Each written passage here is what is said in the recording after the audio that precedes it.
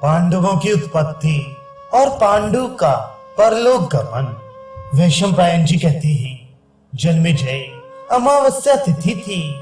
बड़े बड़े ऋषि महर्षि ब्रह्मा जी के दर्शन करने के लिए ब्रह्मलोक की यात्रा कर रहे थे। पांडु ने उन लोगों से पूछा, आप कहाँ जा रहे हैं? और उनका ब्रह्मा जी के दर्शनों के लिए ब्रह्मलोक जाने का विचार जानकर अपनी पत्नियों के साथ उनके पीछे चल पड़े। ऋषियों ने कहा, राजन, मार्ग में बहुत से दुर्गम स्थान हैं। विमानों की भीड़ से ठसाठस भरी अप्सराओं की क्रीड़ा भूमि है। ऊंचे नीचे उद्यान हैं, नदियों के कगार हैं, बड़े भयंकर पर्वत और गुफाएं हैं। वहां बर्फ ही बर्फ है, वृक्ष नहीं है। हिरण और पक्षी दिख नहीं पड़ते। पक्षी भी वहां उड़ नहीं सकते। केवल वायु जाता है और सिद्ध महर्षि जाते हैं। ऐसे दुर्गम मार्ग से राजकुमारी कुंती और माद्री कैसे चल सकेंगी? आप अपनी पत्नियों के साथ ये यात्रा स्थगित कर दीजिए। पांडु ने कहा, मैं समझता हूँ कि संतानहीनों के लिए स्वर्ग का द्वार बंद है। ये बात सोचकर मेरा हृदय जल रहा है। मनुष्य 4 ऋण लेकर जन्म लेता है, पृथ्वी ऋण, देव ऋण, ऋषि ऋण और मनुष्य ऋण। यज्ञ से देवता, स्वाध्याय और तपस्या से ऋषि, पुत्र तथा श्राद्ध से पितर एवं परोपकार से मनुष्य का ऋण उतरता है।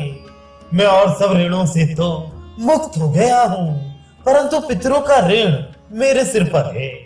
मुझे यही अभिलाषा है कि मेरी पत्नी के पेट से पुत्रों का जन्म हो। ऋषियों ने कहा, धर्मात्मन, हम दिव्य दृष्टि से देख रहे हैं कि आपके देवताओं के समान पुत्र होंगे। आप अपने इस देवदत्त अधिकार का उपभोग करने के लिए उद्योग कीजिए। आपका मनोरथ सफल होगा।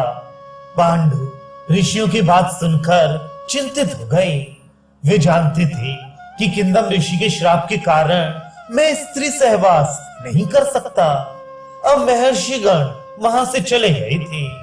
एक दिन पांडु ने अपनी यशस्विनी धर्म पत्नी कुंती से कहा, प्रिय, तुम पुत्र उत्पत्ति के लिए प्रयत्न करो। कुंती ने कहा, आर्य पुत्र, जब मैं छोटी थी तब पिता ने मुझे अतिथियों के स्वागत सत्कार का काम सौंप रखा था। मैंने उस समय दुर्वासा नाम के ऋषि को सेवा से प्रसन्न किया। उन्होंने मुझे एक मंत्र बतलाकर वर दिया कि तुम इस मंत्र से जिस देवता का आवाहन करोगी वे चाहे अथवा ना चाहे तुम्हारे अधीन हो जाएगा। आपकी आज्ञा होने पर मैं जिस देवता का आवाहन करूंगी उसी से मुझे संतान होगी।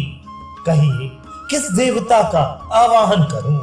पांडु ने कहा, आज तुम विधि पूर्वक धर्मराज का आवाहन करो। वे त्रिलोकी में श्रेष्ठ पुण्यात्मा हैं। उनसे जो संतान होगी वह निसंदेह धार्मिक होगी। उनके द्वारा प्राप्त पुत्र का मन अधर्म की ओर कभी नहीं जाएगा। तब कुंती ने धर्मराज का आवाहन किया और उनकी पूजा करके वह मंत्र जपने लगी। उसके प्रभाव से धर्मराज सूर्य के समान चमकीले विमान पर बैठकर कुंती के पास आए और मुस्कुराकर बोले, कुंती, बता मैं तुझे क्या वर दूं? कुंती ने भी मुस्कुराकर कहा, मुझे पुत्र दीजिए। तदनंतर योग मूर्तिधारी धर्मराज के संयोग से कुंती को गर्भ रहा और समय आने पर पुत्र उत्पन्न हुआ। उसके जन्म के समय शुक्ल पक्ष, पंचमी तिथि, ज्येष्ठा नक्षत्र और अभिजित मुहूर्त था। सूर्य था तुला राशि पर। जन्म होते ही आकाशवाणी ने कहा, ये बालक धर्मात्मा मनुष्यों में श्रेष्ठ होगा। ये सत्यवादी एवं सच्चा वीर तो होगा ही, सारी पृथ्वी का शासन भी करेगा। पांडु के इस प्रथम पुत्र का नाम होगा युधिष्ठिर और ये तीनों लोकों में बड़ा यशस्वी होगा। कुछ दिनों के बाद राजा पांडु ने कुंती से फिर कहा, प्रिय, क्षत्रिय जाति बल प्रधान है, इसलिए ऐसा पुत्र उत्पन्न करो जो बलवान हो। तब पति की आज्ञा पाकर कुंती ने वायु का आवाहन किया। महाबली वायुदेव हिरण पर सवार होकर आए। कुंती की प्रार्थना से उनके द्वारा भयंकर पराक्रमी एवं अतिशय बलशाली भीमसेन का जन्म हुआ। उस समय भी आकाशवाणी हुई कि ये पुत्र बलवानों में शिरोमणि होगा। जन्मेजय भीमसेन के पैदा होते ही एक बड़ी विचित्र घटना घटी। भीमसेन अपनी माता की गोद में सो रहे थे। इतने में वहां एक बाघ आया। उससे डरकर कुंती भाग निकली। उन्हें भीमसेन की याद न रही। भीमसेन माता की गोद से एक चट्टान पर गिरे और वह चूर चूर हो गई। चट्टान के सैकड़ों टुकड़े देखकर राजा पांडु चकित हो गए। जिस दिन भीमसेन का जन्म हुआ उसी दिन दुर्योधन का भी जन्म हुआ था। अब पांडु को ये चिंता हुई कि मुझे एक ऐसा पुत्र हो जाता जो संसार में सर्वश्रेष्ठ माना जाता। देवताओं में सबसे श्रेष्ठ इंद्र ही है। यदि वे किसी प्रकार संतुष्ट हो जाएं, तो मुझे सर्वश्रेष्ठ पुत्र का दान कर सकते हैं। ऐसा विचार करके उन्होंने कुंती को 1 वर्ष तक व्रत करने की आज्ञा दी और वे स्वयं सूर्य के सामने एक पैर से खड़े होकर बड़ी एकाग्रता से उग्र तप करने लगे। उनकी तपस्या से प्रसन्न होकर इंद्र प्रकट हुए और बोले, तुम्हें मैं एक विश्वविख्यात ब्राह्मण, गौ और सुहृदों का सेवक तथा शत्रुओं को संतप्त करने वाला श्रेष्ठ पुत्र दूंगा। इसके बाद पांडु ने कुंती से कहा, प्रिय, मैंने देवराज इंद्र से वर प्राप्त कर लिया है। अब तुम पुत्र के लिए उनका आवाहन करो। कुंती ने वैसा ही किया। तब देवराज इंद्र प्रकट हुए और उन्होंने अर्जुन को उत्पन्न किया। अर्जुन के जन्म के समय आकाशवाणी ने गंभीर स्वर से आकाश को निनादित करते हुए कहा, कुंती, यह बालक कार्तवीर अर्जुन और भगवान शंकर के समान पराक्रमी तथा इंद्र के समान अपराजित होकर तुम्हारा यश बढ़ाएगा। जैसे विष्णु ने अपनी माता अदिति को प्रसन्न किया था, वैसे ही यह तुम्हें प्रसन्न करेगा। ये बहुत से सामंतों और राजाओं पर विजय प्राप्त करके 3 अश्वमेध यज्ञ करेगा। स्वयं भगवान रुद्र भी इसके पराक्रम से प्रसन्न होकर इसे अस्त्र दान करेंगे। ये इंद्र की आज्ञा से निवात कवच नामक असुरों को मारेगा और सारे दिव्य अस्त्र शस्त्रों को प्राप्त करेगा। ये आकाशवाणी केवल कुंती ने ही नहीं, आश्रम वासियों और समस्त प्राणियों ने सुनी। इससे ऋषि मुनि, देवता और समस्त प्राणी बहुत प्रसन्न हुए। आकाश में दुंदुभी बजने लगी, पुष्प वर्षा होने लगी। इंद्र आदि देवगण, सप्तऋषि, प्रजापति, गंधर्व, अप्सरा आदि दिव्य वस्त्राभूषणों से सुसज्जित होकर अर्जुन के जन्म का आनंद उत्सव मनाने लगी। देवताओं का यह उत्सव केवल ऋषि मुनियों ने ही देखा, साधारण लोगों ने नहीं। फिर एक दिन माद्री के अनुरोध करने पर पांडु ने कुंती को एकांत में बुलाकर कहा, तुम प्रजा और मेरी प्रसन्नता के लिए एक कठिन काम करो, उससे तुम्हारा यश हो। पहले के लोगों ने भी यश के लिए बड़े बड़े कठिन काम किए हैं। वह काम यही है कि माद्री के गर्भ से संतान उत्पन्न हो। कुंती ने उनकी आज्ञा शिरोधार्य करके माद्री से कहा, बहन, तुम केवल एक बार किसी देवता का चिंतन करो, उससे तुम्हें अनुरूप पुत्र की प्राप्ति होगी। माद्री ने अश्विनी कुमारों का चिंतन किया। उसी समय अश्विनी कुमारों ने आकर नकुल और सहदेव को जुड़वा उत्पन्न किया। दोनों बालक अनुपम रूपवान थे। उस समय आकाशवाणी ने कहा, ये दोनों बालक बल, रूप और गुण में अश्विनी कुमारों से भी बढ़कर होंगे। ये अपने रूप, द्रव्य, संपत्ति और शक्ति से जगत में चमक उठेंगे।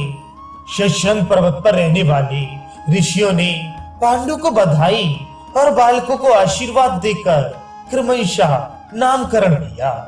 युधिष्ठिर, भीम, अर्जुन और नकुल सहदेव ये 1-1 वर्ष के अंतर से उत्पन्न हुए थे।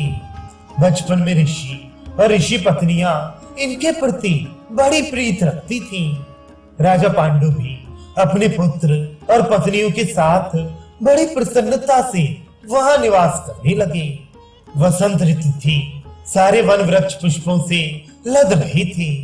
उनकी शोभा देख देख कर सभी प्राणी मुग्ध हो रहे थे। राजा पांडु उसी वन में विचर रहे थे और उनके साथ अकेली माद्री भी घूम रही थी। वे सुंदर वस्त्र धारण किए बहुत ही भली लग रही थी। युवावस्था, शरीर पर झीनी साड़ी और मुख पर मनोहर मुस्कान देखकर पांडु के मन में काम भाव का संचार हो गया, मानो वन में आग लग गई हो। उन्होंने बलपूर्वक माद्री को पकड़ लिया। उसके बहुत कुछ रोकने और यथाशक्ति छुड़ाने की चेष्टा करने पर भी उसे नहीं छोड़ा। वे काम के नशे में इस प्रकार चूर हो रहे थे कि उन्हें श्राप का कुछ ध्यान ही न रहा। दैववश वे मैथुन धर्म में प्रवृत्त हुए और उसी समय उनकी चेतना नष्ट हो गई। माद्री उनकी शव से लिपटकर आर्त स्वर से विलाप करने लगी। कुंती पांचों पांडवों को लेकर वहां पहुंची। कुछ दूर रहने पर ही माद्री ने कहा, बहन, तुम बच्चों को वहीं छोड़कर अकेली यहाँ आओ। वहां की दशा देखकर कुंती शोकग्रस्त हो गई। वे विलाप करके बोली, मैंने तो सर्वथा अपने पति देव की रक्षा की थी। आज उन्होंने श्राप की बात जानबूझकर भी तेरा कहना क्यों नहीं माना? माद्री ने कहा, बहन, मैंने तो बड़ी नम्रता और विकलता के साथ इन्हें रोकने की चेष्टा की, परंतु होनहार ही ऐसा था, ये अपने मन को वश में नहीं रख सके। कुंती ने कहा, अच्छी बात, अब तुम उठो, पति देव को छोड़कर इधर आओ।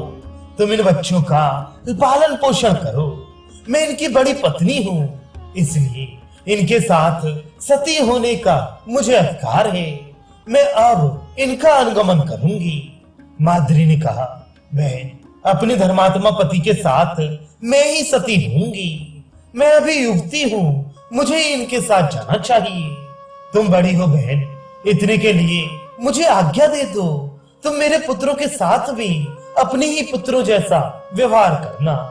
मुझसे विशेष आसक्ति के कारण ही पति देव की मृत्यु हुई है, इसलिए भी मैं ही इनके साथ सती होंगी। माद्री ऐसा कहकर अपने पति देव के साथ चिता पर चढ़ गई और पति लोक सिधार गई।